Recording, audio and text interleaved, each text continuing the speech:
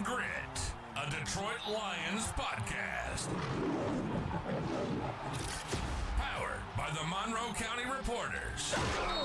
Here are your hosts, Jason Harwood and Jacob Litton.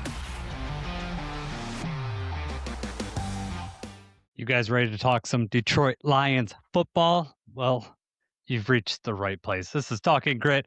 I'm Jason Harwood. With me is Jacob Litton. We're back. We are in the dead of the NFL season, the dead time. It's tough, but we're going to break down the running back position today. Going to get some interesting talk about all-time and the current top five. I cannot wait to see what you've picked. How you doing, Jacob? I'm good, real good. It is the dead period. You know, you check the transactions, the waiver wire, there's not typically too much. Cornerback picked up, and, you know, normally a cornerback that gets signed in July does not matter to us at all. But, you know, this one we had a little bit more investment in. Yeah. But yeah, I mean, just not a whole lot going on. The World Cup. Have you been watching the World Cup? I have not. Usually I do, but this year I just couldn't get into it. How about you? I keep up with like the scores. I don't watch all the games.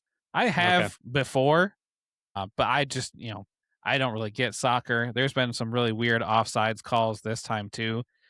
The offsides in soccer doesn't make sense to me at all. You know, it really, really weird. And it's kind of hard trying to watch. You know, your heart kind of gets into it a little bit just because it's, you know, United States. The other countries are way more into it, and they all like very, very passionate about soccer. Not so much over here in America. But, you know, we try to during the World Cup, and it's just my heart's not fully into it the whole time, and I don't fully understand what's going on. And the United States seemed to have a pretty good squad, and then we got bounced by Belgium. Yeah, I know a lot of people are sad about that. When I finally saw the score, when I looked, it was 3-1. I was like down by 2. And there was like, I don't know, 20 minutes left or something like that. I was like, oh, that's going to be so tough to come back because Right. it's kind of like in hockey, you know, you start putting all your defense back. I don't know soccer that much, is like what you're saying. And I know I get the basic gist, but I don't understand fully offsides. I just never played soccer. I never really got into any of that. So it's one of those things that's like the Olympics. Like, okay, every 4 years, I'm going to watch this, Yeah. learn some rules, just have some fun. But this year, I've been really busy with the boys with a lot of activities, and I just haven't had time to sit down and just watch a soccer game. Well, you didn't miss much anyway. All right. I do, before we get into Lions talk, going to tease a little bit at the end of this, because I don't know how long this is going to go, Jacob, but I want to get your take on the Detroit Tigers. Best record since June, I think, in the major leagues. Terrible May. So I want to know, trade deadlines at the end of the month. I want to know where your head's at. I want to know what you think about this team, but don't say anything right now. We're going to talk about that at the end of this. Okay, I'll reserve it. My real quick quip is that I usually only talk about that with diehard Tigers fans and not people that said it was over, in May. But that's all right. I'll allow it for the sake of the podcast. I'm allowed to be frustrated every once in a while, Jacob. So you are. You know that I still follow. I watch every game. We were watching the game while we were that was just set out of son. pain. I know. Yeah, it was rough. Something that was set out of pain is one of our listeners, Jeffrey Jennings. He's messaged us before.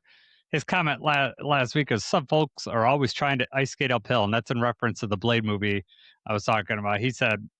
Jeff said, that's my response to hearing that bro, meaning you, Jacob, hasn't seen the Blade movie. So, Jacob, I'm going to give you a task. By the time the Lions kick off, the season kicks off, like the regular season, I want you to watch Blade. I want you to find this movie, stream it. I want to get your review on it. And if you think about a movie that, I should see, that I haven't seen, that, you're appalled by, you give me the same task and we'll talk about it. But you got to see the Blade movie. I want to know your take on it. Warning, no kids around. So, yeah, for sure. Also, before we get started, I asked for people to give reviews, and 3 people gave us reviews, and our ratings didn't go down. So I'm assuming they gave us 5-star reviews, which is awesome. So I appreciate the 3 people that gave us reviews on Spotify. Remember, I like to get up by 50 by the time the Lions kick off. So 2 things are going to happen by the time the Lions kick off. We are going to be up to 50 reviews on Spotify, and Jacobs is going to see at least the first Blade movie. Yep. Real quick. Deal for everybody. I think I already know the answer to this, but because you really like Rambo. You wanted me to see Rambo, and I was not a fan. Yeah. Do you think I'm going to enjoy the Blade movie? Yes, I do think you're gonna like it. Okay. I think that some of the CGI might let you down, but honestly, I think Terminator had this. bad CGI though, and I was able to look right by that. Yeah, I think that you're gonna like the tone and the mood of the movie. I think it's a really good movie. Now, yeah, I'm not gonna say anything else, but All right, we'll there move there on. might be some quips that you have, and I'll be interested in it. But I do think you will like this movie. There's a plenty of action, and the action's really good. All right. So I think you'll like it. You wanted to talk a little bit about the TA situation. We're not going to dwell on this, but I'm going to let you start this off, and then we'll go from there, and then we're going to get into the running backs of the NFC North. Yeah, I feel like unfortunately that's just been too much of the Lions talk has been around Terrion Arnold. Obviously, he's Hmm. no longer with the team, but so this may be kind of the last thing that we visit on that. And I don't want it to take more than just a few minutes, but I just thought it was interesting. He was released, he did clear waivers, but before Right. he cleared waivers, they came out. Terrion Arnold's attorney said that he had already been contacted by 3 teams and they expected him to sign to a team within 30 days. And this was part of a written statement. The whole thing is they did not want him to have to wear an ankle monitor because it was going to affect him playing football. He was Hmm. released, so then they had some sort of, I don't know how the legal system works, but then they had some other motion like, well, now that he's released, he should wear an ankle monitor. And now his defense said, well, actually, we've already had 3 teams with interest, so he's going to be somewhere within the next month. Are you buying that? I know we talked about it briefly before, and I said I don't see how a team would sign him, until this all plays out. I am buying that people are kicking the tires, that asking a little bit about the situation. Them contacting his attorney and asking questions is not the same as, hey, we want this guy on our team as soon as possible. They're just doing their due diligence. That's my opinion. I don't have any other information other than that, but that's my opinion. Is it's a first round cornerback, a former first rounder, still in the market. Obviously, didn't have the results on the field that you want, but first rounders are, we got Peyton Turner on our team at edge because he's a former first rounder. Like, there's talent there. People are going to, especially at the cornerback position, you're going to want to, you know, have all your options open. My And he's still question very is, young.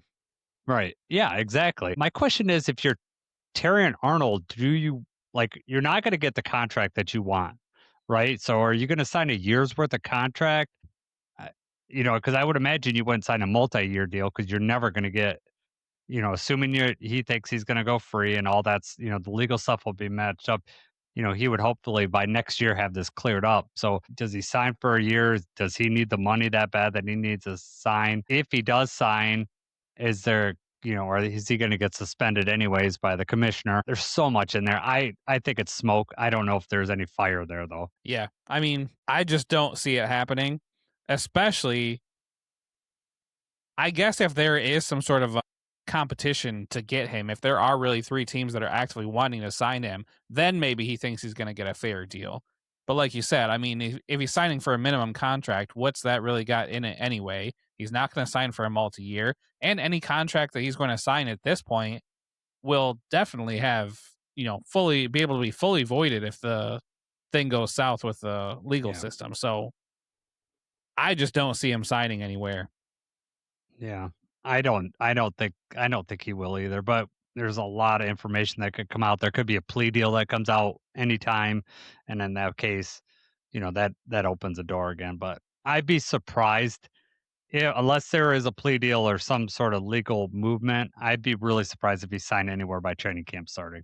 Yeah. That if I saw that, I'd be generally surprised. What if he goes to the Bears or the Packers? Like, I he's thought of going to that. become even more hated. Yeah, But anyone that was on the fence about him before, if you go to an NFC North team, then you're really not welcome here anymore. I do want to see the double talk though.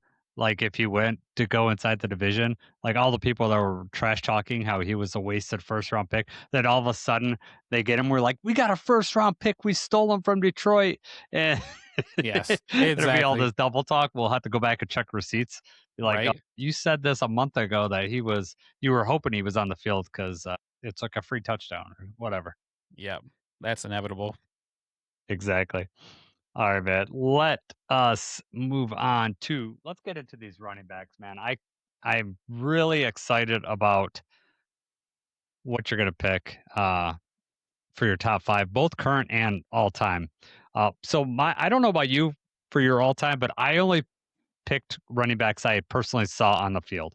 I don't know like how deep you went into yours, but you don't need to share it now. But I'm curious. I only picked ones that they were top five all time that I saw with my eyes play live. Yeah. We talked about it because I wasn't sure if you were doing 3 or 5 for the Lions. You said 3. Yeah, So I yeah. picked 3, but then I have like 4 honorable mention. And most of the people on my list I saw in person. Okay. Yeah. There. I've at When least we got watched to them all. I didn't pick Billy Sims or, yeah, Doak Walker. Yeah, Yeah, you didn't go back into the 50s, 40s, 30s. I did not.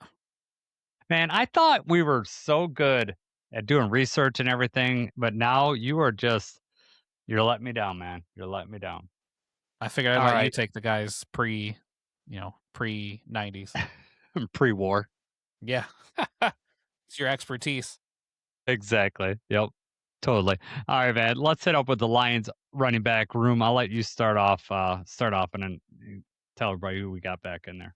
It's weird going to the running backs because half of these other position groups that we've been doing, it's taken a solid 3 minutes to list all the defensive linemen's names and everything off. Mm-hmm. So it'll be much quicker here with the running backs. Yep. So starting with Jahmyr Gibbs, obviously, the newcomer Isaiah Pacheco. Then you have Jacob Sailors, Sione Vaki, Kai Robichaud, and Jabari Small. So basically, you take David Montgomery out and replace him with Isaiah Pacheco, and it's a very similar running back room, other than Craig Reynolds. But Yeah. what do you like about him? I know you're devastated about the David Montgomery not being on this team. I hate it. Yeah, I know you do. And so probably seeing this and doing this probably hurts your feeling. Do you think though that it's going to affect wins and losses this year having David Montgomery off this team? I don't think so Okay. because of his underutilization last year. Mm-hmm. That's not his fault. That's the way the team was running last year. They weren't using him like they should. He still was impactful, but not as much as he was, 2 years ago. He actually just came out and had like a podcast interview, and they asked him stuff about the Lions. I don't know if you saw any about that, but he there was nothing surprising. We all knew what it was. He wanted the chance to keep doing what he's doing while he can. Can't fault him for wanting out, but it sucks for us. I mean, still all positive about Detroit. He thought he was going to spend the rest of his career here, but I mean, he also saw the ascension of Jahmyr Gibbs, and he knew what was coming. He'd be in the room with him every day. It's hard. The thing that I think is tough for me, I think Isaiah Pacheco could be a nice pickup for us, and I'm really happy that we got him. But we've improved our offensive line. It got to a point where Montgomery might have been pretty effective this year. Just with them creating holes, the way they're going to maul people. Like K Mays he's strong. He's going to push people over. He blocks differently than Graham Glasgow did. He might create more space for Dave Montgomery to run straight through. So I'm mad that we're going to miss that opportunity. But at the same time, if we're going to truly give Jahmyr Gibbs the keys to this thing, it was a good move to move on from Dave Montgomery. Take that back. No, I know what you're saying. I know what you're saying, but we had the best running back duo in the league. Having David Montgomery and using him how we could have enabled Jahmyr Gibbs to stay healthy and to stay fresh longer. Yeah. I get, if he's only carrying the ball 10 or 15 instead of 20 plus, then that's less chances that lightning strikes and he breaks off a 70-yard touchdown. I understand that. But you also have to think if he's going to be the bell cow, all of a sudden he's getting a lot more touches. If he's getting banged up or something like that, if he can't go for a week, I think the drop off from David Montgomery to Isaiah Pacheco is very big. Yeah. I get that. I can understand that, but I also think if you're going to continue to use David Montgomery the way you're going to use him, then that was the right move to get to do that. Now, Isaiah Pacheco could very much surprise us. He's quicker than Dave Montgomery. He will rush with power, and I think using him in a limited role, he's 27. He doesn't have a lot of mileage on him. I think he's still got a chance to surprise us, especially with our offensive line hopefully being improved this year. I don't think Pacheco has ever played a full season though. Yeah, I don't know if he has or not, but they also try to use him as a feature back in Kansas City, and I just don't think that that's him, just Right. because of how he likes to run. Let's get down since we got a little not as many roster spots, so we could talk about each one of these players, Sailors and Baki. Um, is there going to be a do they both make this roster? Do you think both of them are on the 53 when we start? I don't think that's a guarantee. Yeah. I mean, it's going to depend on special teams and how the kickoff team looks. Jacob Sailors looked pretty good in the preseason last year, also, even when he had chance running the ball. I think he Hmm. earned a spot last year. I think he's got to earn his spot this year. So I wouldn't Yeah. carve it in stone just yet. I just I hope could that see it Baki both. stays healthy and that we can see what he's got. Yeah. Unfortunately, he's I think constantly been Baki makes injured. this team be a special teams regardless. Like if he's RB4 or whatever, it'll cost a roster spot on a different part of the team. You know, and the difference between RB3 and RB4 is nothing. I mean, you don't really know until one of the top guys gets hurt, and they're going to put them in because both those guys are going to get a lot of special teams look. I think it's going to come back to the kickoff return team. Like Sailors was on the kickoff return team, didn't do anything super amazing, but was consistent about getting up to the 30, 35-yard line. They've been also, during mini camps here, they were putting Pacheco back there and showing, seeing what he's worth. So they might be fighting for that too. I hope you're right. I hope Baki has a healthy season and we get him on the field doing something this year offensively other than just special teams. Yeah.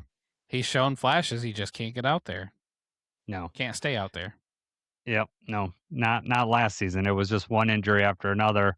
And I think that they all just bled into each other. It was like a hamstring injury, and then you're favoring that hamstring. So then you start, you know, you get other leg injuries just because of that, because you're favoring that. And it's the way his training camp started, and he just couldn't recover throughout the year. Um, so I wanted to tell you about snap counts. Jameer Gibbs had 737.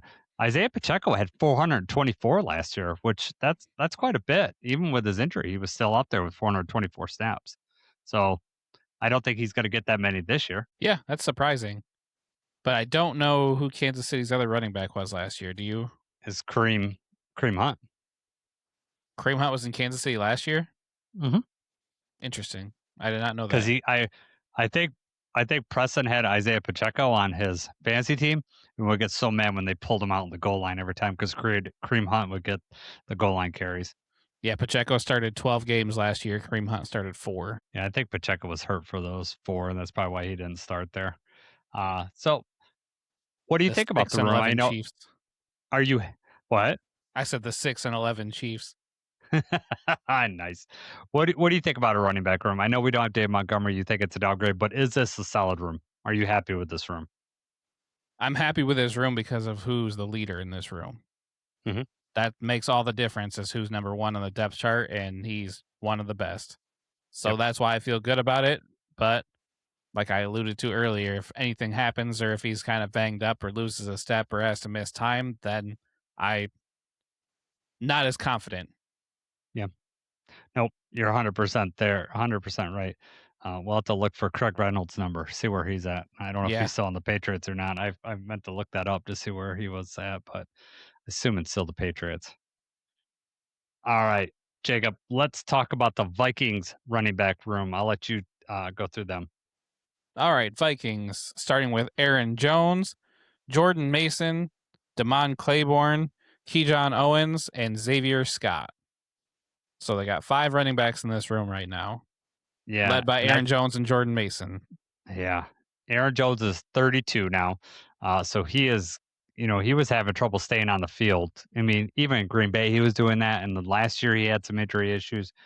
Getting 32, you start to get more and more concerned about that. So if I am a Vikings fan, I'm definitely, thinking, oh man, we might be turning to Jordan Mason. Jordan Mason actually played more than Aaron Jones last year in Yeah. snap count wise. I think they're both kind of similar running backs too, so similar style. So, Yeah. I'm not too worried about either one of them. No, I'm not either. Aaron Jones still has that ability every once in a while, but like I said, getting to 30, I mean, 30 is the magic number if you're running back, unless you're Derrick Henry. you turn to 30 and everyone falls apart. So I'm kind of surprised that they're still going to lean on Aaron Jones. You would thought that they might have spent some draft capital to get the running back position, because when you look at their running back position, you got Aaron Jones and then Jordan Mason. Devon Claiborne is a 6th-round pick. So they did spend one, but that's a late round pick, 198th in this draft. And then Keyshawn Owens and Xavier Scott are both undrafted free agents. One was this year, and one was Xavier Scott was 2023. And Xavier Scott, I think, is a converted wide receiver. So he's listed as wide receiver like on Spot Track, but the Vikings website has him listed as a running back. So that's why I listed him in this running back room. So this room is, I mean, you're already talking shaky because Aaron Jones has injury history and age, but it's very there. If Aaron Jones gets hurt, you can have Jordan Mason and not much behind him. Sometimes those late round running backs, though, especially rookie year, if they start showing off in the preseason, there gets to be some sort of traction behind that. People start calling for them to get more carries. So maybe that's what the Vikings are relying on, that they found somebody in Claiborne. Yeah. Well, I mean, you look at Isaiah Pacheco, he's a 7th-round pick in Right. 2022. So, I mean, it's weird when you look at, you could have these top end guys, but it always seems like there's a later, just like a wide receiver, there's like a later round wide receiver that, unexpectedly shows up. A running back will have that situation too. So it's possible. I hope I'm not rooting for it, not with the Vikings. Yeah, but right. if I'm seeing this, you only have 5 running backs on your roster. I would not be surprised them to add 1 or 2 in training camp. That wouldn't shock me at all. Anything before we move on to the Bears? Move on. Let's see it. All right. The Chicago Bears running back room still led off by our old friend DeAndre Swift. You got Kyle Monangai, Roshan Johnson, Britton Brown, Coleman Bennett, Savan Ahmed. 6 guys in there. Their offensive line was pretty good at blocking for these guys last year. I was kind of surprised that Monangai was rated 46 out of 59 the running backs, because when I watched him, he looked explosive and strong and powerful. Maybe I didn't see some poor games from him, but did you like what you saw from Monangai last year? I actually did, and I was surprised by that too. And I kind of thought that, the Bears kind of did have a 1-2 punch they're trying to. If they can limit Swift's, not carries, if they can limit his snaps, I guess, limit his touches just a little bit, maybe he'll stay healthy longer, because that was obviously a big issue for him here in Detroit, is just being able to stay on the field. But maybe Pro Football Focus rating Monangai that low is that his success is more of a product of the offensive line and less his own doing. Maybe that's why, he's not finding holes or something like that. But yeah, in the couple games that we saw, and the highlights that I see on Red Zone and things like that, it looked like Monangai actually was playing pretty well, especially like we just said, he was a 7th-round pick. Yeah, strong around the goal line. I mean, big, powerful guy. Just looked. I don't know. I guess I could look into deeper why it's like that, or maybe a Bears fan could tell me why he's rated that low. I'm also equally surprised to see DeAndre Swift rated 9th. He, obviously we know Agreed. it. His time in Detroit was marred by injuries. Ever since he's left Detroit, he's been a fairly healthy running back. 621 snaps last year. I think with Philadelphia, he was like at 500 or something like that. He seems to be on the field a little bit longer, which, the people that think our training staff is garbage, that gives that fuel to the fire that, all of a sudden he goes somewhere else and he can stay on the field. I don't know. We'll see how he does with the new center and this year. I mean, DeAndre's just one of those guys that in Detroit, his time, he'd shy away from contact. And I still notice him doing a lot of backside runs and trying to run away from contact when at Chicago. So I don't know if he's really changed any of that. So I don't know. We'll see how it goes. I'm kind of surprised that they're still sticking with DeAndre Swift, but maybe for the contract that's what they wanted to go. I mean, for Ben Johnson's offense and what they're trying to do, if you got somebody that's rushing for 1,000 yards and a 1-2 punch, I wouldn't be surprised to see Monangai be the primary back at some point this year. I mean, this version of them is like the Dave Montgomery, Jahmyr Gibbs. I mean, not not on that level, but that's what they're trying to replicate there. You got your do-it-all guy, and Monangai. I don't know what Monangai did for. I guess I could look up his receiving yards. What did Monangai do receiving wise? Is he anything out of the backfield? I don't remember Some, him but I doing don't it. think that he's much. Yeah, I can look up his specific stats, but I mean, Dave Montgomery could. There was a lot of overlap between what Jahmyr Gibbs and Dave Montgomery did. I 18 don't catches, think. 164 yards. Yeah, so not that much in his rookie No. year, but maybe maybe he'll develop that part of his game.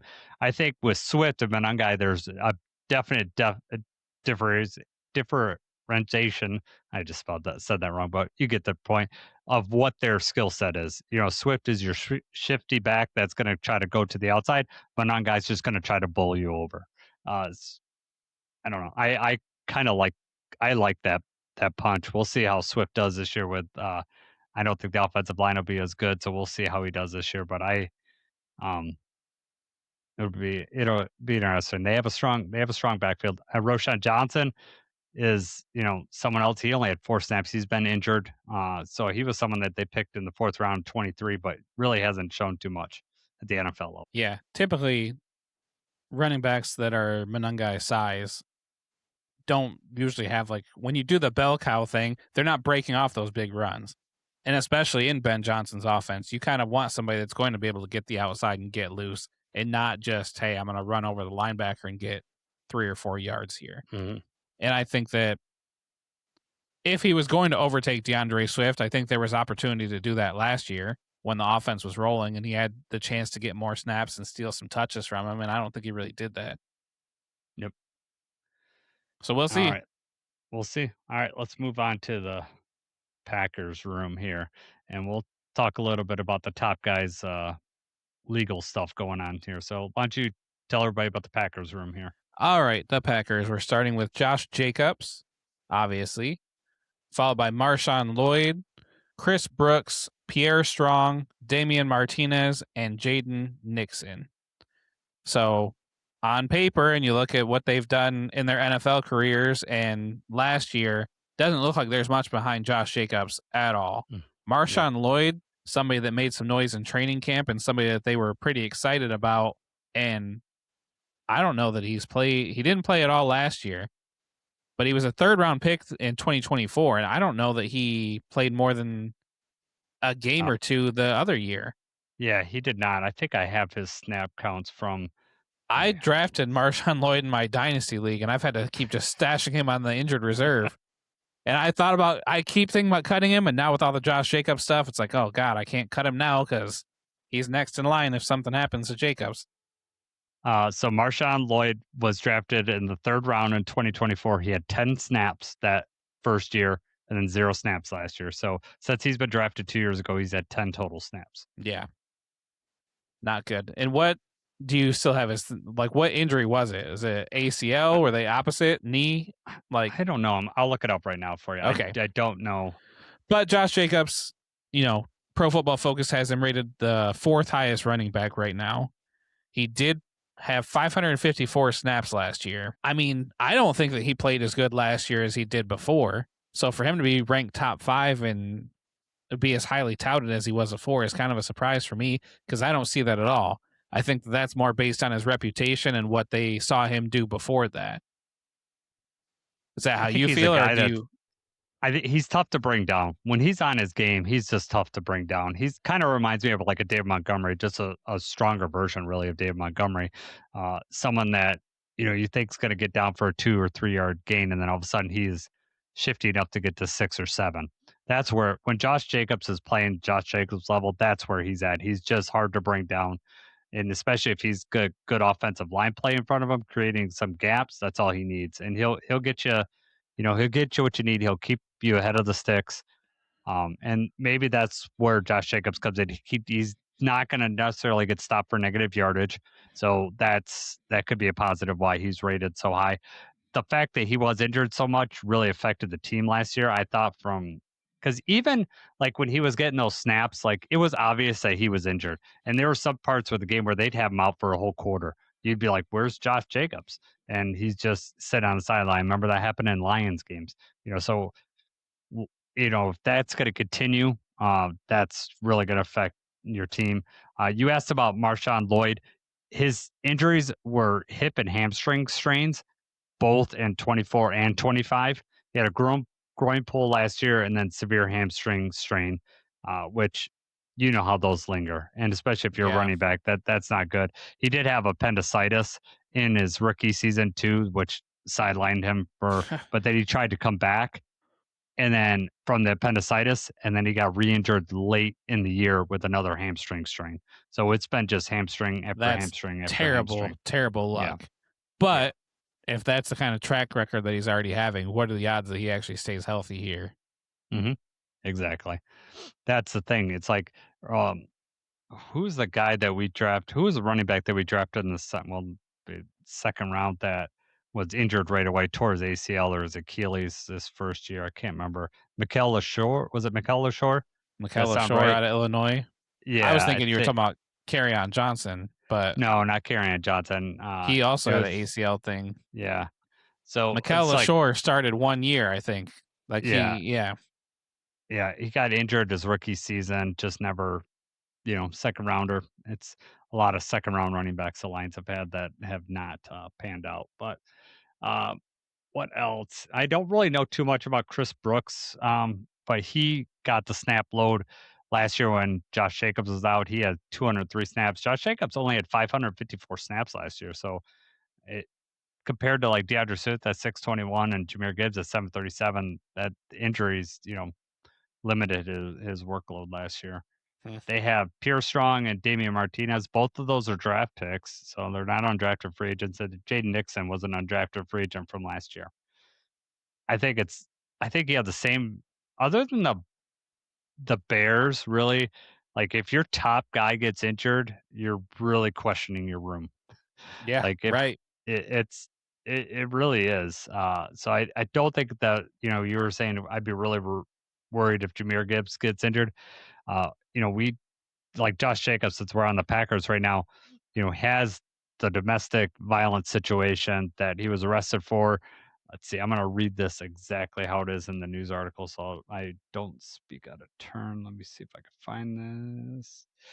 He's arrested on the morning of May 23rd on several domestic abuse related charges, including strangulation and suffocation, assault, battery, criminal damage to property, disorderly conduct, and intimidation of a victim. He has not been officially charged with any of those yet. It's still pending. So he's been showing up in camp. But two things could happen. One, they could get charged and, he might be off the team, or the NFL does their, investigation. He gets suspended either way. So that is pending. I don't know how that's going to, how that's going to pan out, but I'm sure it's on the Packers radar. Gotta be. Yep. Um, anything out for anything else on the Packers room before we get to our NFC North rankings? Nope. Let's move on. All right. Let's move on to the NFC North quarterback or running back rankings. Surprise, surprise, I go with the Lions number 1. We have the best running back in the division and, maybe in the NFL. So I'm going to give that a nod. I think the Bears end up number 2 just because I like their 1-2 punch probably better than any other team in this division. I like the DeAndre Swift guy, so I think they deserve the number 2 spot. Number 3, giving I'm giving it to the Packers just because Josh Jacobs. However, if Josh Jacobs gets suspended, they're instantly number 4. It goes down like that. But Josh Jacobs alone could put them at number 2 because I do think that healthy and playing, at his best, he is the second best running back in this division. But coupled with his legal troubles and questionable availability and the 1-2 punch the Packers, that the Bears have, that's why I have them rated ahead of that. And I think it's pretty easy. And I'd be shocked if you don't have the Vikings at number 4, Jacob. But that's where I'm at right now. I wanted to put the Vikings at number 1, but I did not. You did. Okay. All right. The guys in purple number 1. All right. Cool. All right. Hang on. Oh, do you have I've got it. okay. I'll get out of here. I'll let you show. Tigers are kicking butt, by the way. 6-1. All right. Can you see it? Yep, got it. So I went with the Lions number one. Obviously, Mhm. Jahmyr Gibbs, one of the top running backs in the NFL. You gotta by default then have the Lions pretty much number one. I did put the Packers at number two, and that really is just strictly because I think Josh Jacobs is better than either of the Bears running backs. With that being I said, agree with you're that. 100% right that if Josh Jacobs, if he gets released, something happens, he's not on the Packers team, you drop them all the way down because the rest is just unknown. You have no idea what you have back there. Mhm. The Bears at number three, you're right. Kind of, I'll call it the Walmart brand Lions. It's no Sonic and Knuckles, but they've got their own thing cooking over there. So Mhm. put them number three, and then number four. I don't see Aaron Jones ever returning to form. Jordan Mason had a decent year last year. You don't know what the rookie's going to have or if the rookie's going to have that opportunity.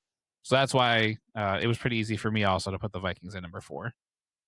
Yep. Quick shout out to Austin Damon. He says, "Hey guys." So, what's up, Austin? Thanks for tuning in. I'm curious what your thoughts and everybody else that's in the chat's thoughts on the current top 5 running backs in the NFL because we are about to hit that right now.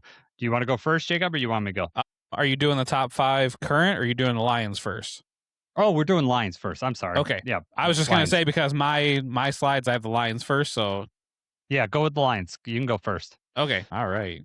Your top 3 favorite Lions at the running back position. Hang on. I want you to go first because, like I said, I put people as honorable mention, and I Okay. don't Yeah, want I'll to go steal first. that if you have them in your list.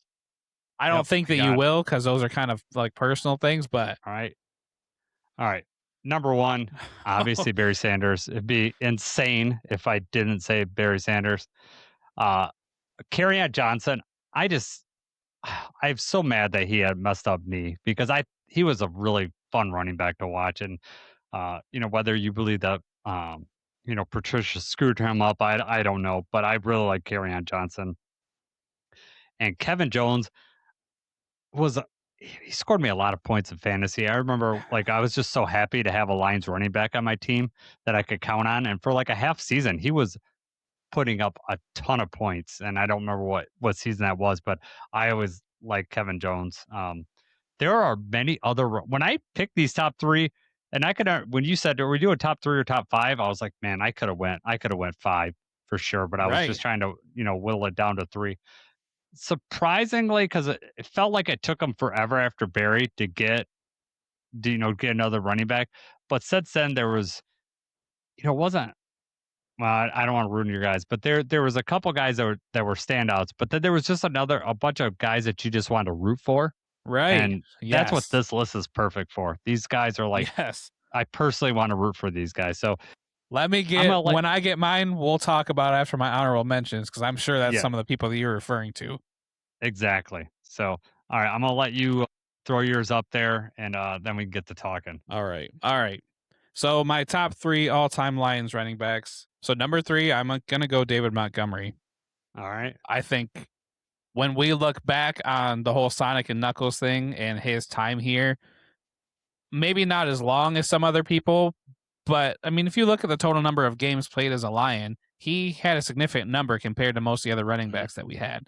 He was very impactful. He was part of, when the team got good again, the resurgence, the Dan Campbell era. So, I think 20 years from now, you're looking at it, you're going to bring up David Montgomery and Jahmyr Gibbs. Number 2, I've already got Gibbs. Nice. When you look at everyone who's carried the ball for the Lions, as far as people that I've seen or just since I've been born, Gibbs has already earned his spot at the top. And I think on most teams, probably he would earn a spot in their Mount Rushmore of running backs. He's done enough. He's that sort of player. He's electric. But when you have Barry Sanders, you can't surpass him. Yeah.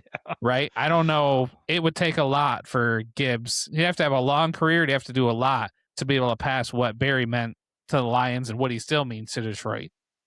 Yeah. So I had to go Barry Sanders number 1. And I'm sure you knew that. I don't know anyone that could rank the Lions that would leave Barry out. I can't imagine what Gibbs would have to do to take over the Barry Sanders spot because right.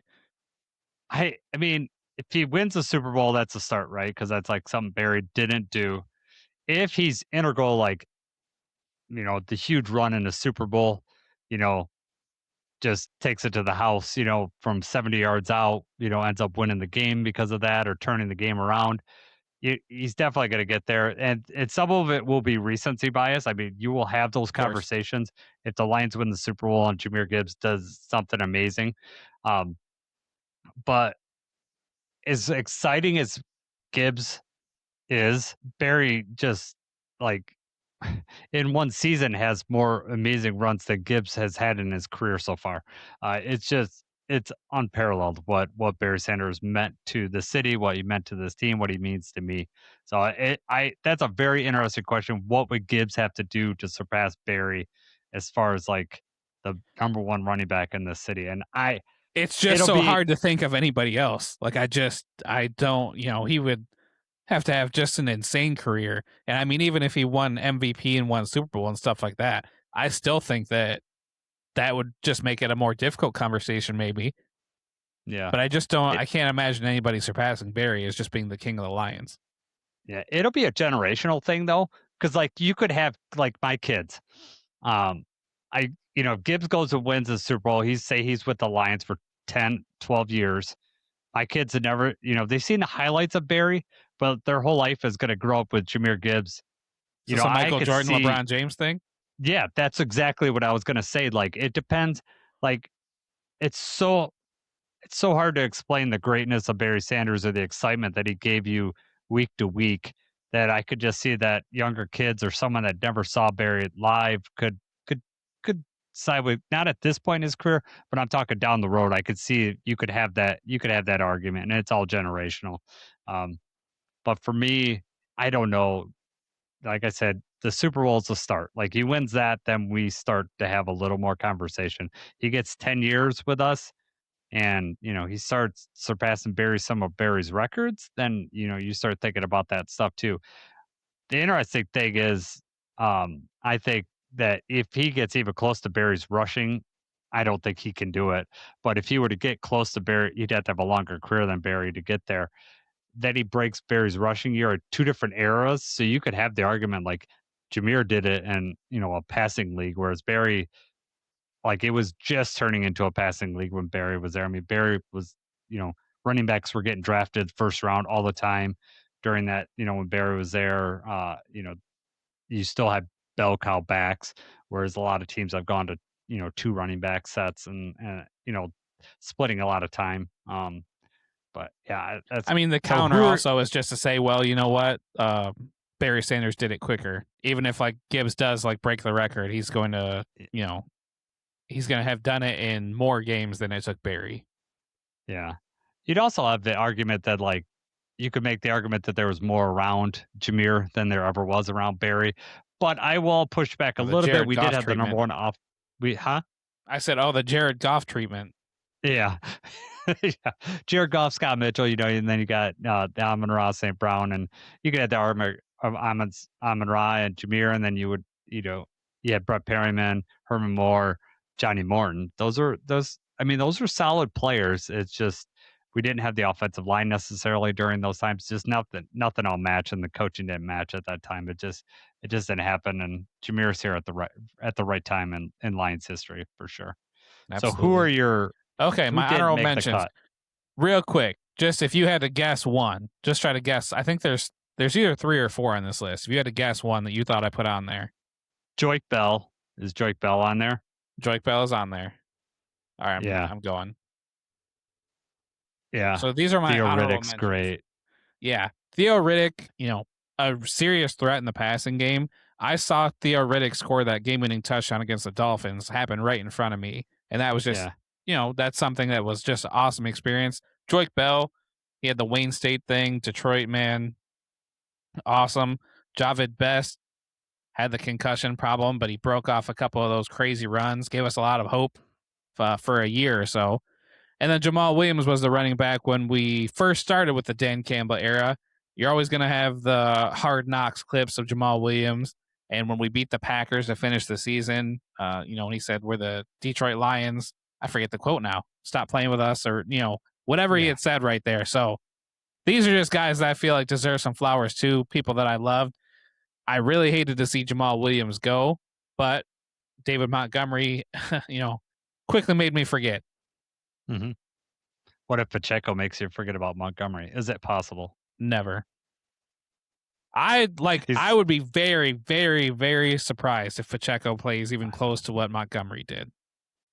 All right. I got one guy. Well, there's two guys that I want to add to your list. Yes. One is the Tom Kennedy of running backs, and that's Zach Zenner. Yeah. Remember Zach Zenner?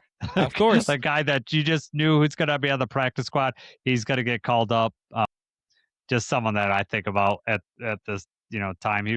He was a preseason darling, right? Everyone loved him in the preseason, and then he'd always end up on the team somehow with injuries.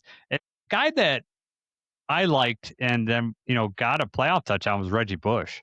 I thought about him, but my thing was, when you think Reggie Bush, you think Saints. Like, you think of anybody other than the Lions. But he was there during that playoff run, and he was effective. Yeah, no. Well, he scores that touchdown in Dallas, and I think the game's over. I think the Lions are up huge at that point, and it was, I was like, oh, we're going to get our first playoff win in that game, and that was after he had a long touchdown.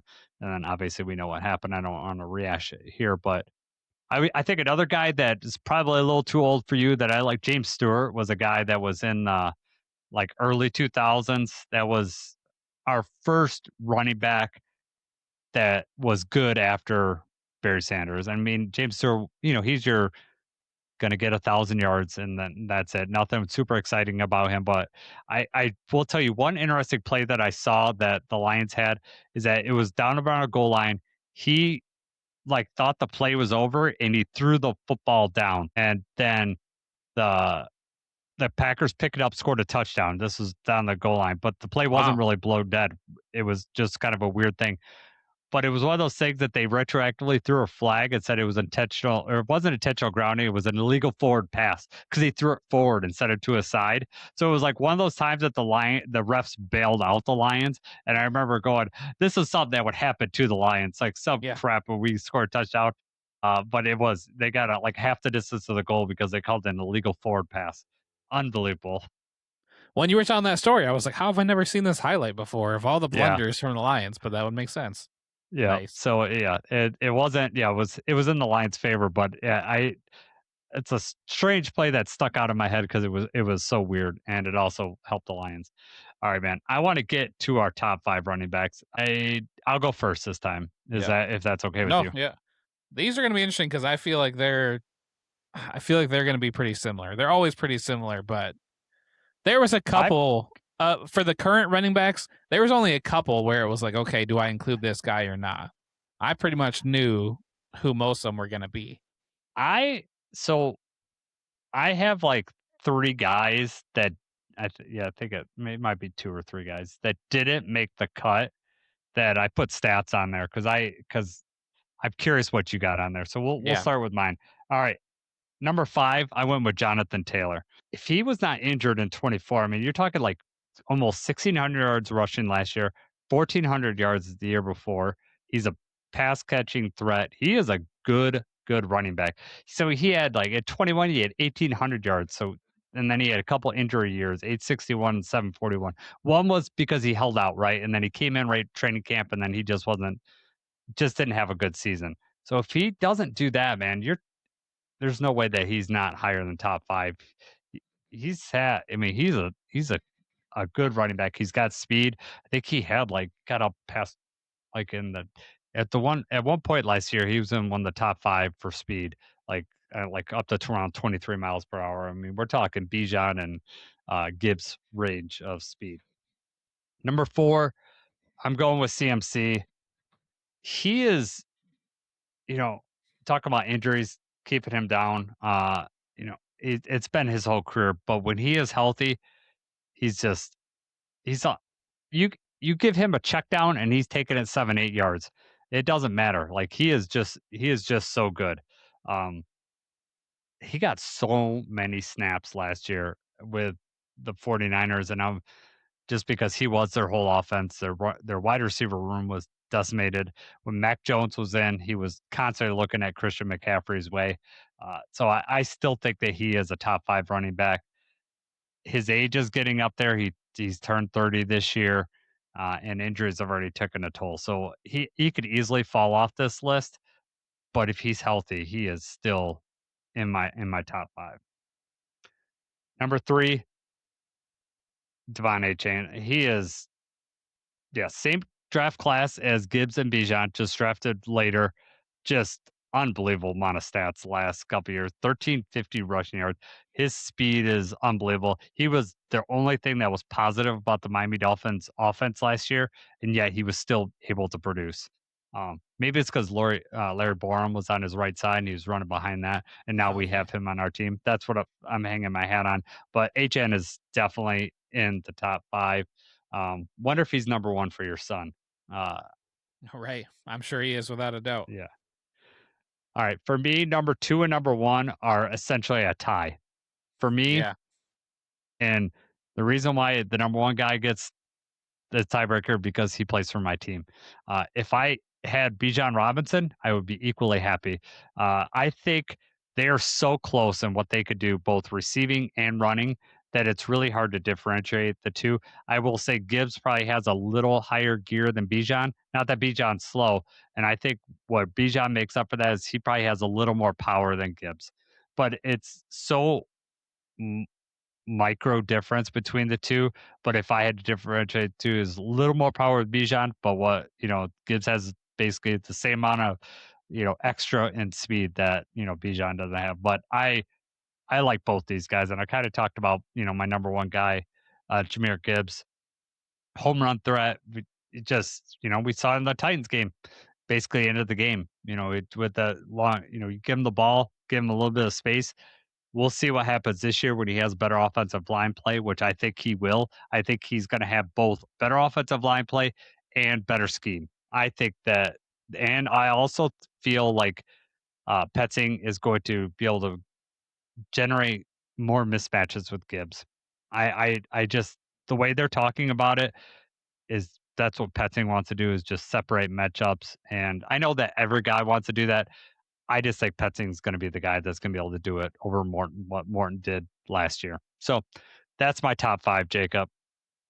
I'm All curious to right. see yours, because there's some guys that definitely could be in this top 5.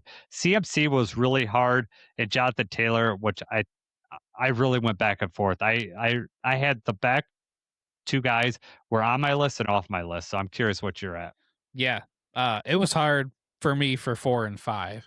I'm going to go right into it here. So my top 5 current NFL running backs. So number 5, I have Mhm. Derrick Henry. Yeah. And I know that he did kind of fall off a little bit last year. Maybe all those carries and his size and everything are kind of getting to him a little bit, or just playing in Baltimore. But he's still just a terror, very hard to take down. He can still break off runs.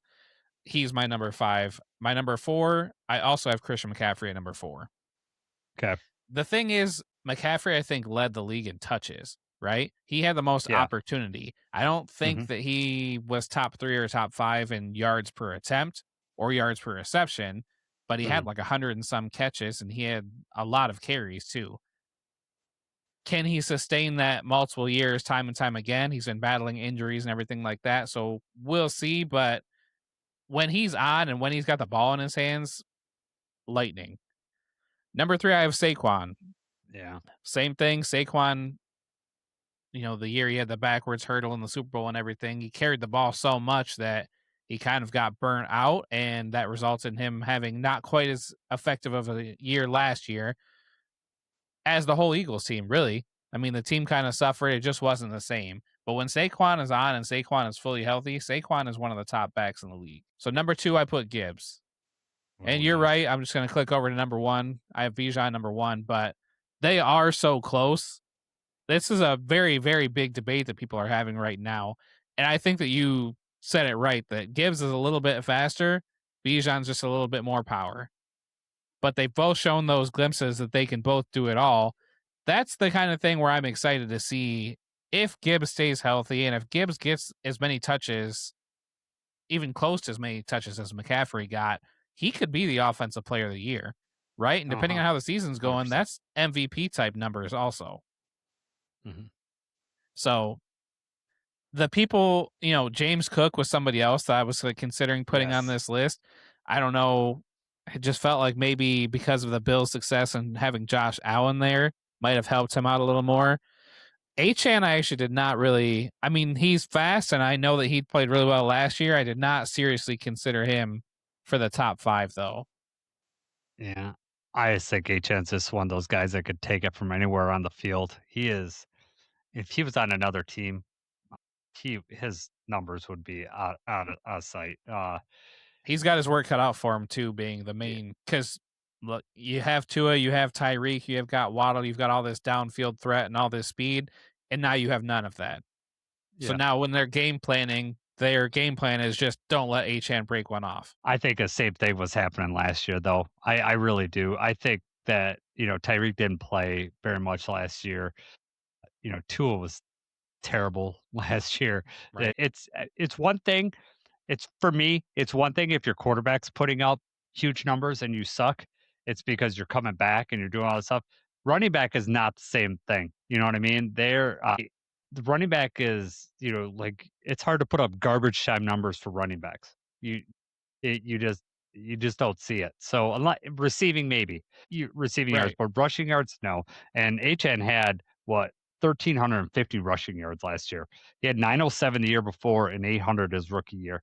And then receiving, he had 85 targets, 67 for 488 yards. James Cook, who you mentioned before, had 1,621 rushing yards last year. That's his third year in a row getting a thousand yards. He was just outside my top 5. Yeah. He is a solid all around running back. It's one of those things that like, do you knock him because of Josh Allen taking some of the pressure off him? And I don't know what the fair answer to that is. At some of it, yeah, you're gonna do that, but they don't have like a lot of wide receiver threats there. Their tight end is probably one of their best at the time. Now that DJ Moore's out there, he's obviously your best wide receiver threat, but they didn't have like after Diggs left, they haven't had a really big threat at the wide receiver position. And James Cook was able to take those dump downs to do good. He had what 391 yards or 291 yards receiving. So really, I think when I thought about it, that's what probably knocked him out because he was not as much of a receiving threat as I thought. I thought he was more of a receiving threat, but maybe it was just You'd against the think that Lions. I type of don't know. player that he would be, but right. Yeah, Yeah, my whole and thing, I guess it just came down to I would like to have Derrick Henry on my team. So that's why I put him number 5, yeah, even though Jonathan Taylor, James Cook have been definitely more effective as of late. And if I had to bet, I would bet on probably both of them having more scrimmage yards again this year than Derrick Henry. yeah. I did put Derrick Henry on there, and part of it was like all those fumbles he had at the beginning of last year. He's 32, and I know that he's an alien, right? He's like, workout fiend. Like, running backs, we've always said drop off after 30. Derek seems like he's going to defy father time, but at some point that's going to catch up to him. We'll see. Todd Monken is they're going to have a new offensive coordinator.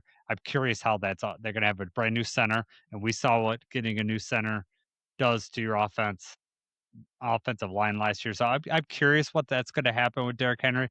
I don't knock you for putting him in top 5. Like I said, there was like it was harder for me than I thought going into this. Some of these positions when I was doing the top 5, I was like, "Oh, this is I I could rattle them right off." Like it was pretty Right. clear, but for me, like Saquon being out of my top 5, especially 2 years, last year he'd have definitely been in my top 5 after a 2,000-yard season. Saquon gets knocked down for me just because of his consistency. He is up and down, whether it's from injuries. I think last year you talked about the wear and tear the year before had something to do with it. I think their offensive line play was poor last year from the Eagles standpoint. And I think that affected, Saquon too. He just didn't have as many holes because out of all the guys that we talked there, if you have good offensive line play, Saquon is one of those guys that he could take it to the distance. Like you know, he's that type of player. Like he just needs a crease and he could take it all the way. So I don't knock you for having him in the top 5, but his consistency knocked him out of the top 5 for me. Now this year, he could go on and have 1,500 yards and be the darling in the NFL again. We'll Right, see. right. Wouldn't shock me, but if he gets another 8 or 900 yards and he's kinda lackluster or he's injured for half the season, that wouldn't shock me either. True. Real quick before we move on, I Yeah. don't I don't know if you saw. So ESPN has their positional rankings that they do every year, and they just started. And running back was actually the first one they did. Okay. And I don't have that list. I can get it. I don't have it with me, but the Bijan was number 1 on that Yep. list, and Jameer Gibbs was number 2. Yeah. But the thing I remember is that they always, they have whatever their grading scale is, but they'll put on there like the highest rank, lowest rank. So Bijan's highest rank was number 1, and I think his lowest rank was number 2, or maybe number 3, like of all the votes. But Jameer Yeah. Gibbs' highest rank was number 1, but the lowest they ranked him was 8. Somebody ranked Jameer Gibbs as the 8th best running back in the league. Yeah. And that's just insanity to me. I don't, even the guys all we're talking about right now, it's like, okay, well, we haven't even listed 8 of them. How do you Mhm. throw anybody else in there 2 things above him? Yeah. No, I think it was the Packers writer. blame them all, man. Yep. They're that's terrible. I want to shout out a couple guys in the chat. Kyle says, "Let's go." So thanks for joining us, Kyle. Dan Pasca's here. A little later than usual, but he's here, and that's the important thing. He says HN is definitely in his top 5 for him, and he says Gibbs is number 1. He's a homer and proud. So Yep. I'm and Austin says James Cook a good pull with Josh Allen stealing rushing TDs from him, and that's right. Right. Like you got those. Especially if you're a fantasy guy, you're pissed at Allen taking all those, tush pushing from the 1 yard line. But yeah, I have Jameer Gibbs and I have James Cook in my dynasty league. oh, nice. So I've been enjoying that, but I lost the Yeah. championship last year. So Yeah. So we didn't really talk too much about Bijan, but Bijan is like the thing that I like about from the Lions standpoint is, they're 1A, 1B. What's really cool is that the Falcons, spent that top 10 pick on Bijan, whereas we traded back, still got Gibbs, and we got Sam Laporta with the deal. So like I I always like that. I feel like we win if we're both tied at 1A because then we got Sam Laporta who just cracks the difference, right? right. There you go. That's the tiebreaker. Yep. Dan Pass says he thinks it's Adam Rank did the number 8 pick for Jameer Gibbs, and he might be right because Adam Rank is Terrible. a terrible Bears homer. Yeah. He's almost like what's the guy for the writer for the Packers, Peter Bukowski or something like that. Right. He is such a Yes. troll that he I know.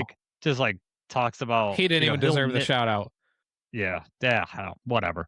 So yeah, gross. All right, man. Let's move on. No, I want to do your top 5 all time running backs. I'm really, really interested in your list here. And I assume you just did 5 from that you saw, right? Right. Okay. So these Go are ahead. people that I, had memories of seeing, or I had action figures, or which is the theme of this position talk has been somebody that I played with on Madden or had some sort of relevance to Madden. I know it all either comes from your fantasy dynasty or your Madden. Those are your right. Yes. If you want to get on Jacob's list, you better do one of those 2 things. Yep. All right. Here we go. So my top 5 all-time NFL running backs. This was fun, but also kind of hard to do. Yeah. So number 5, I have Marshall Faulk.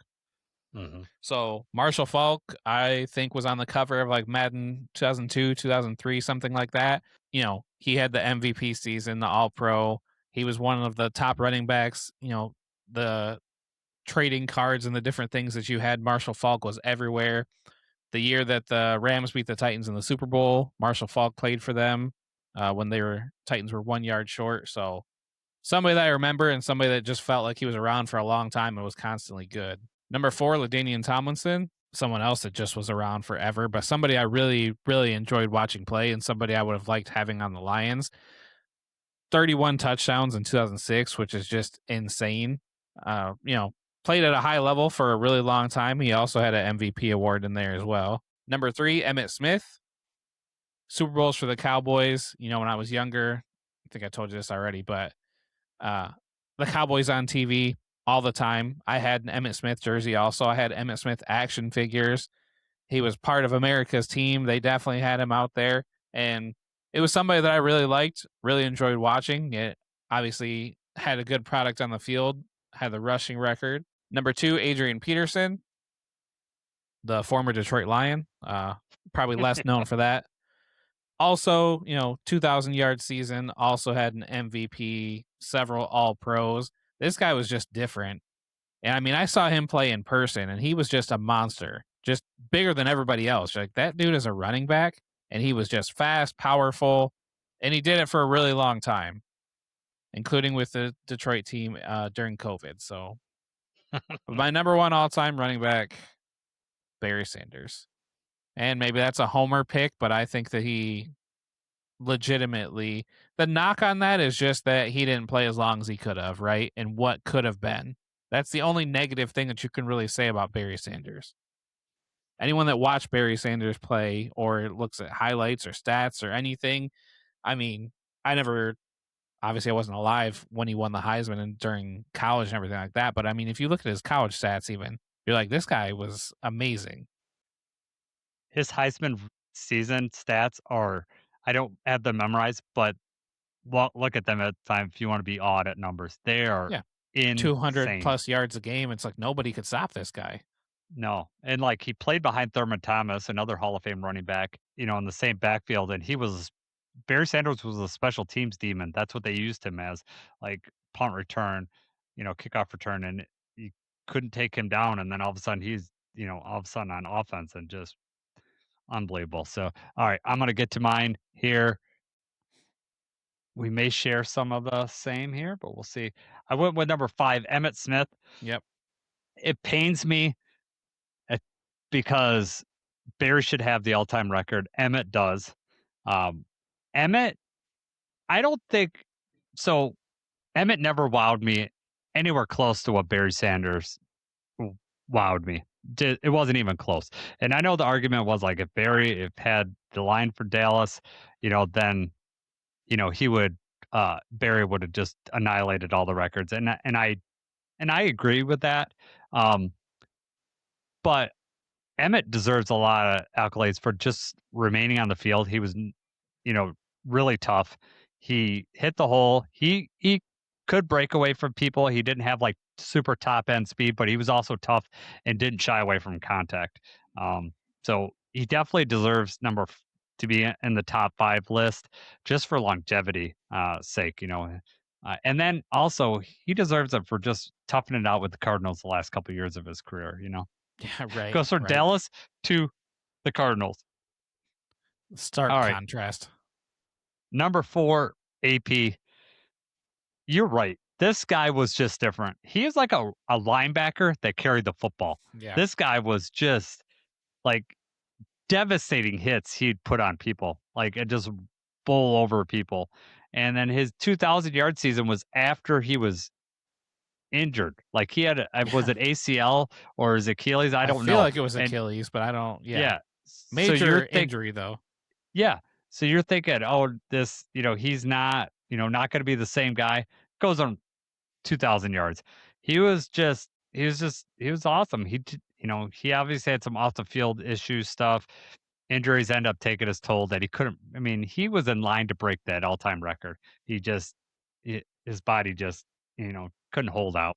Exactly. I also, you know, bad memories of him taking it to the house against the bad Lions defenses. But I also remember him fumbling a lot too.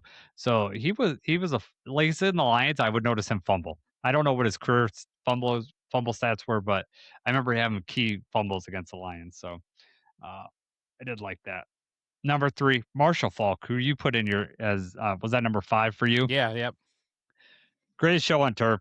The guy was, talk about a fancy darling, like receiving, but he was a guy that was a game breaker and he was a mismatch maker. Mike Martz had him, offensive coordinator had him, a perfect chess piece to, use.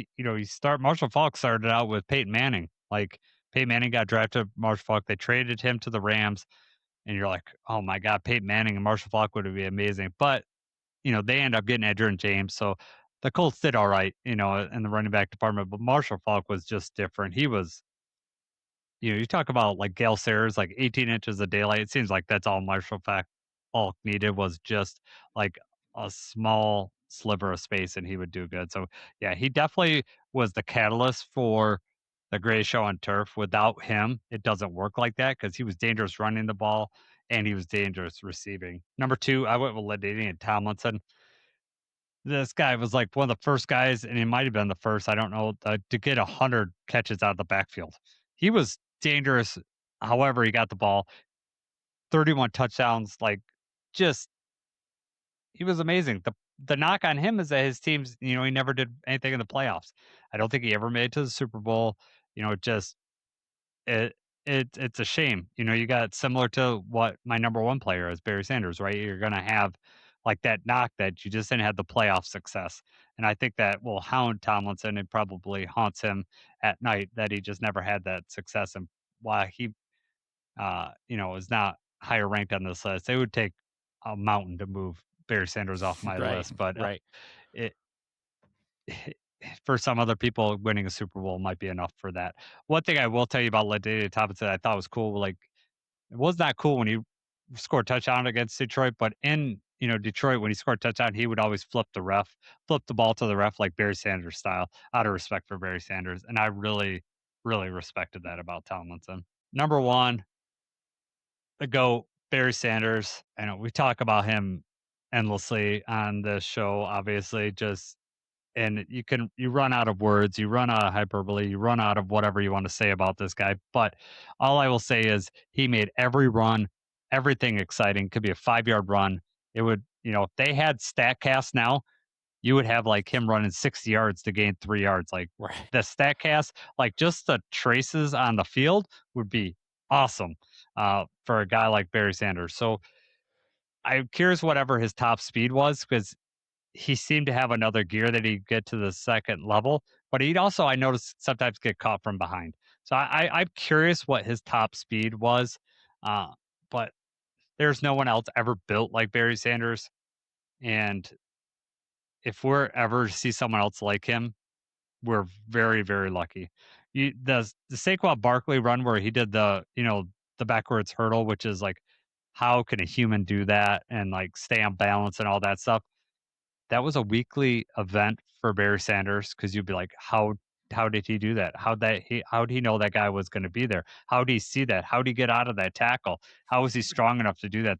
That was a common occurrence, and that's why Barry Sanders is the GOAT because he does what on a weekly basis you might see a running back do something that defies human your eyes seeing it, but that was Barry Sanders that had that all the time. And, he was just all those running backs wrapped in one. Just didn't have the win. You maybe would like to have him catch more balls out of the backfield. I hated when they pulled him out from the goal line. Um, he'd have even more touchdowns if they wouldn't have done that. There's a lot of things that we left on the table for Barry Sanders. I'm glad that he's back with us. I'm glad that he's back to the stadium. Him and Eminem still get the loudest cheers in the stadium by far. Yeah, look forward to seeing him this year, and I can't wait till we hoist that Lombardi and Barry's next to us. Right. That'll be awesome. Awesome. Yep. I mean, he's the Lion King, right? King of the Lions and the running back GOAT, according to me and you. Yep. Dan Pass says that he came to Albion in '92 and was able to see him. He didn't realize he was witnessing greatness, but he was awesome. Wow. And I Nice. find it hard to believe that you didn't realize you're witnessing greatness because it was very evident for me. So Dan's maybe he's just saw it as something that was, transcending. Like maybe because, when you're young, you think that another player is going to come along. You think another Michael Jordan's going to come along, right? Someone that changes the game, someone that does something that no one else has been able to do. And there hasn't been another Barry Sanders. There's been like Saquon was the talk. Like when he came out, like that's the closest guy that you could compare it to. Hasn't had, the kind of impact that Barry Sanders had. I mean, you talk about Barry Sanders had like, multiple years of 1,500. He rushed for over 2,000. He was an MVP at the running back position for the Detroit Lions. It's not like we had a lot of playoff success that you know, that you're giving him the MVP. It was he was just that good and that much better than everyone else. If you ask any defender who they were afraid to guard in the 90s, or they were afraid, it would be Barry Sanders, hands down. He was embarrassing people. I think Yeah. that's the difference. He's the most elusive of all time. Yep. So Dad says it was his first experience with American football, so he was just learning. That's why he didn't realize he was witnessing Oh, grace. that makes sense Got now. it. Well, it's something that will probably, for nostalgia reason, no one will be able to live up to that, regardless of how good they play, right? But like I said, there's no one else that's ever going to repeat Barry No. Sanders. All right. That was a fun exercise. Next week we have quarterback talk, and the top 5. I had tough doing that for both the current and the all time. We came from different quarterback eras, you and I. So I'm really curious, like if I delved too far from you, or if you went back a little bit further than what you watched. So I'm curious. I don't know if you put your list together or not, but I I have did. not. I have Yeah. not put mine yet. It's tough. I'd start working on it earlier because it was like some of the stuff that you did with the running back. I think it's a little tougher for quarterback. So I'm curious what you come up with. We teased at the beginning the Detroit Tigers stuff. I want to spend about maybe 5 or 10 minutes talking about what you think they should do. Terrible May. They played pretty good baseball since then. Best in one of the best in majors, if not the best in majors record since June 1st. Are they sellers at the deadline, or are they buyers, or are they stand pat? What would you do? I think being buyers is out of the question. Okay. I can't say, that's tough. I can't say that I would absolutely hate it and be like, what the heck are we doing? Like, if we do go that route, I think the most likely thing is that we're sellers, but I don't like that either. I just don't like, if we've got a team, if we have a possibility, like we could get it done, we should try to get it done. We've got Scooble. The rotation looks good. We've got injuries and different things like that. We've been playing very streaky, but when you look at our rotation, that's who's going like in a playoff series. We have some of the best starting pitchers. We are able to control that if we can get some run support. And that's why it's like, okay, well, if we're a buyer, I can't say that I would, be like, what the heck is Harris? What is this team doing? Can't stand it. I just still feel like they're going to end up trading Scooble just out of the fear that if we don't, then he's going to walk and we get nothing. I definitely don't want to pay Scooble. I do not want to give him a 10-year $1 billion contract. So that's the tough part is, do you let him walk away and we get nothing for it when we could get, a solid maybe 3 prospects and draft pick or something like that? Or do we just let it rock and see what happens? So if I had to bet, I would say that we trade. Okay.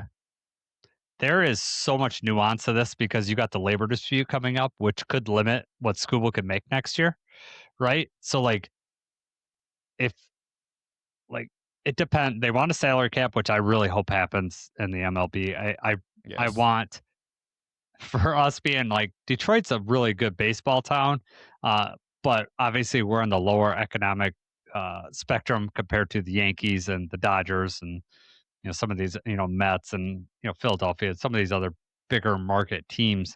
That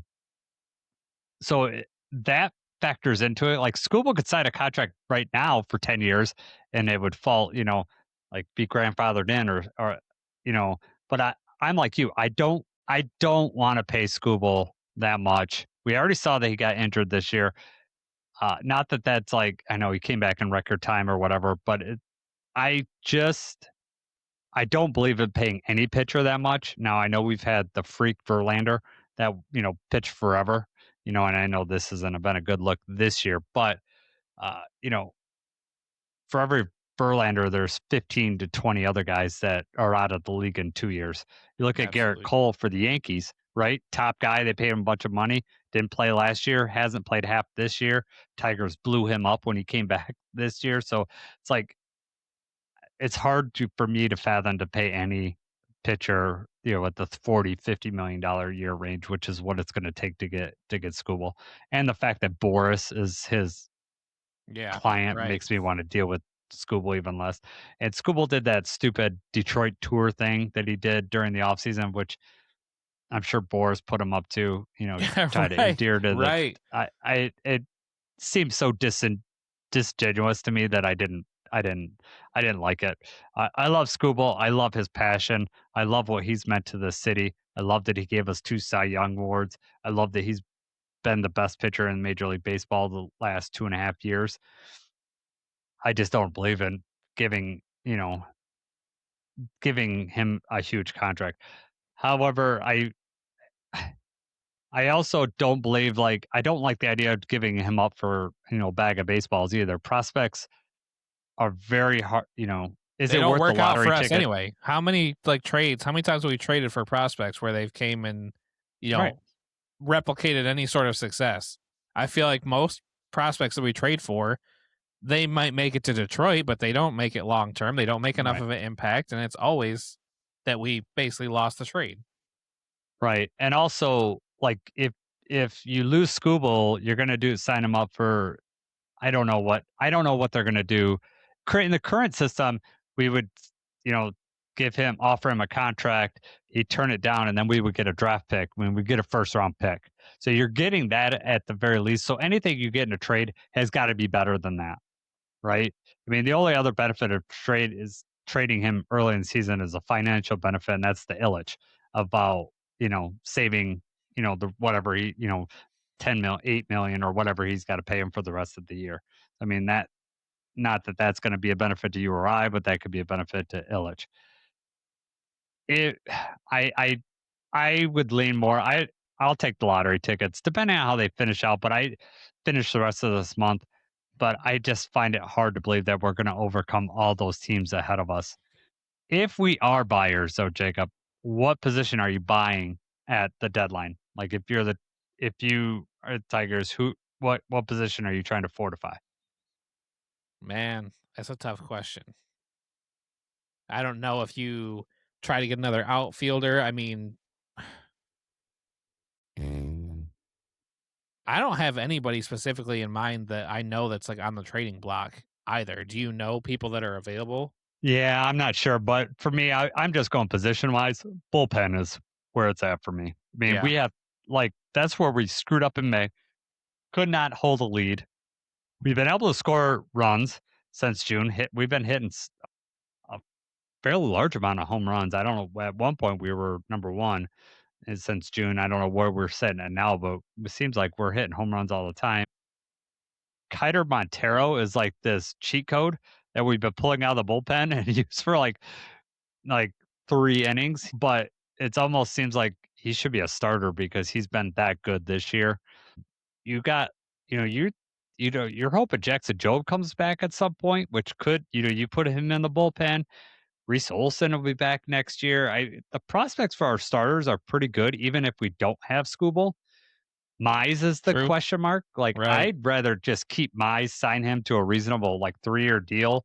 I'm okay with spending that much on a pitcher. Like that way, if he does get injured, you're you're not out a lot. But I think Mize, the way he's pitched really the last 2 years, has shown that he's someone that could frontline your rotation. I know he's not as talented as Skubal, but I really feel like if he was our number one and we rounded it out with Reese Olson, you know, Troy Melton is a really good Right. pitcher. He is like the next guy that you're like, okay, this could be a Cy Young pitcher somewhere down the line. Mize could win a Cy Young. Like it all could fall into place with him one year, not this year, but I mean, it just in the future. If he keeps pitching this way, he could be his sinker is devastating. He gets swing and miss on that pitch. He is a former first overall pick for a reason, but he's just learned how to pitch now too. He's That's the lost some thing when I stuff. was saying about the rotation, because if you have Skubal, Mize, Melton, Fromber. and then Fromber, yeah. I mean, that's a tough rotation to beat in a Yes. playoff series. You Mhm. just can't have these games where, Skubal gives up 1 run and we don't score any because everybody's gone cold. Yep. And that's why I was thinking, if you get somebody, I don't know who's out there, but if you get somebody in center field, maybe if you get somebody, with more of a bat to play second base. Well, if Glaber's our guy, if he comes back, Right. If Glaber were to be back, the offense moves much better with him at the top of the order because he's pretty good at, like, even if he gets out, it's a productive out, right? He's moving the runner over, he's hitting it to the right side of the field, or he'll just take his base hit. He'll do what needs to be done. He's a nice table setter. And also, if you do that, then you move Torkelson down on the order, which is a nice thing because say what you say about Torkelson, he's a guy who's going to hit 30 home runs and hit 220. I mean, that's what he's shown so far in his career. And you could deal with that with a guy bat eighth in your order or seventh in your order. Right. It's hard when you're dealing with them with fourth or fifth, right? Yes. It True. it's a different conversation at that. I mean, Torkelson has been a disappointment in the sense that we thought he was going to be everything that Riley Green is, like just Yeah. this everyday guy, all star, perennial all star, and it hasn't worked for Torkelson. I don't I don't know, but you can, like I said, I could live with him hitting 30 home runs because his defense at first base, he's one of the best first basemen in the league, especially for a guy that could pick the ball. Torkelson is really good at first base, and I could live with him there. I don't know, Kerry Carpenter's nice, but then you got to deal with Hinch Constant pulling him pinch. out in the Yeah. third, Right. and Constant pinch hitters. Yeah. yeah, and I don't know what that's teaching Carey. Like, I like leaving guys in there and just battling it through, but obviously AJ knows more about baseball than I ever will. But I'm not a guy that's like, why I don't get overly mad about that because I do believe that the third inning it can be just as important as the seventh inning if you got guys in running scoring position. You know what I mean? You take advantage of it. That's why I always like you got in the seventh inning, you guys got on second and third, and you're not putting in your best pitcher, which could be your closer or your setup guy in the eighth because it's not the eighth inning. I don't believe that's the right decision either. This is a high leverage situation that you need to get out of. You could lose the game now, and then you're never going to get to a safe situation because you lost in the seventh inning because you didn't play your best players. I kind of equate that to similar Dan Campbell going for it on fourth down. Just his willingness to move the lineup around and the pinch hitters and different things like that. Just the thing that sucks is when you do it that early, then obviously he can't come back. He's out for the game. Right. And that's the part where it's like, okay, we're rolling dice here. And a lot of the dice rolls have not been hitting. And that's kind of where he's been taking, similar to when you keep going for it on fourth down, you're not getting it. Then everyone's like, what the heck are we doing? Why wouldn't we just take the points? Well, when you do get it, everyone thinks that you're a genius. So I agree. I think it's a similar mindset though, like both Hinch and Campbell have. Put the pressure on the other team, right? That's what they're all about. Like make them Right. make the move, make them do what they don't want to do and let them make the mistake. But in baseball, it's a game of failure. So like pinch hitting these guys, 3 out of 10 times they're not, they're going to get the hit. 7 out of 10 times they're going to fail. So it's hard. The problem with this team is the terrible May they had. If they had just a 500 May, we'd be right in line, and I would say no Right. way we'd be sellers. We just played so bad in May that we put us behind the 8 ball, and it's going to be hard to recover from that. It's too bad. I was just trying to look to see the top trade targets. Number 2 on this list is Byron Buxton, center fielder from the Twins. Yeah. Wouldn't that be amazing? But the number 1 trade candidate is Skubal. And then Mize, I think, is number 10 on this. No, Mize number 8 on this list. So Mize could be a difference maker for a team. Really, I mean, like you talk about putting him as your second or third starter in a playoff, assuming a playoff team's going to have a number 1 ace already. You're talking about putting Mize second or third, him getting you a solid 6 innings in the playoffs. He would be a good get. I hope that we end up keeping him. I hope we keep Mize and move on from Skubal. Not because of I think Mize is a better pitcher. I just think for the value wise, it's way better. And we got two Cy Youngs out of Skubal. I just don't know if he's going to keep getting Cy Youngs. But he's a guy that could win you a series. If you were betting, do you say that we're buyers, sellers, or that we stand pat? I think that we're going to, oh man. Or just rank them in order of likelihood. I honestly, could I tell you that I could see us, I don't know if you consider, I could see us trading Skubal and still making the playoffs. I could see a situation that we trade Skubal and we still make the playoffs because I think would agree with Kyler that. is really good. And I'm not saying that because anything to deal with Scooble. He's been amazing. He's been everything you want from a teammate, like whatever. He's been what I want from a baseball player. However, I think our starting pitching is fairly deep. We're going to get more people. We're going to get more. Melton's getting healthier. I think Job's going to be back.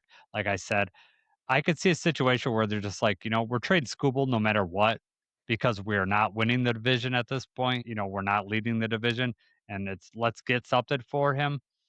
And then they still make the playoffs, and then at that point they make the playoffs, and we don't have Scooble on the roster. Then you're pissed, right? Yeah, But right. is this team good enough to win the World Series without even with Scooble? Probably not. I mean, the Dodgers are just going to walk away with this thing again, and I hate that. I want salary cap so bad for that situation, just to break up that team. Right. Real quick, just to relive it. But so July 8th of last year, we had a 14 game division lead. So we're 7 games back right now. Yeah. So if you say 7 games kind of might be a lot to overcome, we had a 14 game lead. Yeah. Basically exactly a year ago. And we had an AL best record. And so began the streakiness of the back and forth, the up and down. We have to figure out a way to beat the Guardians outside of the playoffs. We do. Yeah. I hate the Guardians. If we want to have any chance this year, we're going to have to finish well against them. Obviously, everyone and White Sox as well. Right. And I don't know if the White Sox are going to continue doing what they're doing. They could falter down the stretch easily. The Guardians are just one of those teams that will do just enough. They could do just enough to win their bullpen is that good.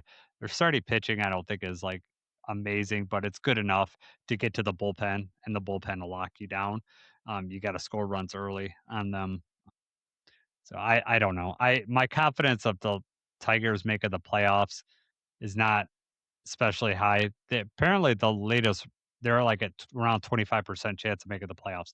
At the beginning of June, they were at 8%, I think. So they've drastically increased it, but We're they're hitting still that on the trajectory. low side. Yeah, I mean we had 1% or something 2 years ago, and still made the playoffs. Yeah, so right. 20-some percent is way higher than that. We'll take it. Yep. All right, man. Let's head out of here. Next week, quarterback talk. And then after that, we'll have to figure it out. We'll come up with some other lists. We'll figure it out. So I want to thank everyone for doing reviews. I want to thank everyone for their comments. Thanks for the guys in the chat. Appreciate you guys. And I appreciate you, Jacob, for hanging in every week with me. So Yeah. appreciate it. It's been a pleasure. For that guy, Jacob, I'm Jason. Let's go Lions. Tigers won today.